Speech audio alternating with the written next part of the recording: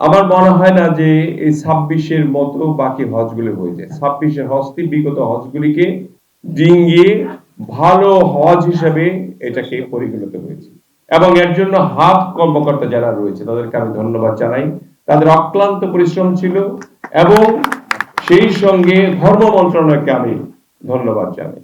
দেখেন, ধর্ম মন্ত্রণালয়, এটা হজ কিন্তু একটা টোটাল একটা প্যাকেজ। এরকম সৌদি আরব আমাদের হজ মন্ত্রণালয়, মানে ধর্ম মন্ত্রণালয়, এবং এখানে বিমান মন্ত্রণালয়কে কিন্তু খাটো করে দেখলে চলবে না। এটা সৌদি ধর্ম মন্ত্রণালয়, বিমান মন্ত্রণালয়, হাব, এই সব মিলিয়ে একটা সম্মিলিত প্রচেষ্টা। এই প্রচেষ্টায় যদি কারো ঘাটতি থাকে তাহলে হাজিদের অসুবিধা হবে। এটা সকলের একদম সমান একটা স্পৃহা থাকতে হবে যে আমরা সকলে মিলে এটাকে ভালো করতে চাই। দেখেন, গতবার আমাকে হঠাৎ করে, আমি বাড়ি থেকে আসলাম রাত্রে, তখন হজ ক্যাম্পে প্রথম হাজিরা আসলেন।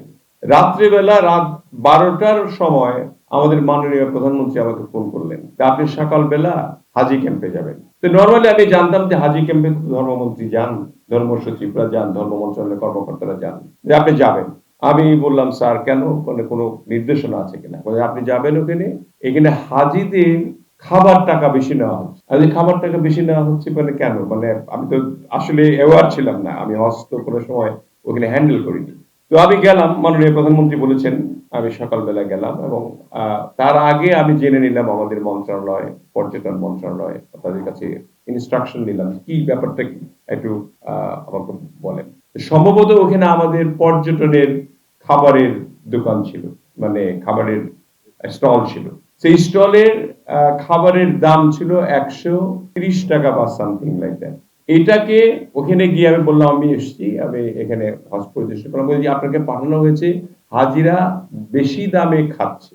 তাই বললাম যে এটা যত কম দামে হয় আমি আমাদের মন্ত্রণালয়কে, পর্যটনকে বলে এক্সাক্ট যে দাম আছে লাভ না করে যাতে আপনার হাজিদের খাবারটা, সকালের নাস্তা, দুপুরের খাবার, এগুলি পরিবেশন করা হয়। দেখেন, মাননীয় প্রধানমন্ত্রী কতটুকু মানে ধর্মপ্রাণ এবং কতটুকু সেন্সিটিভ। উনি বললেন যে আপনি ক্যালকুলেশন করে দেখেছেন 100 কত হয়েছে? আমি বললাম 110 টাকা হয়েছে।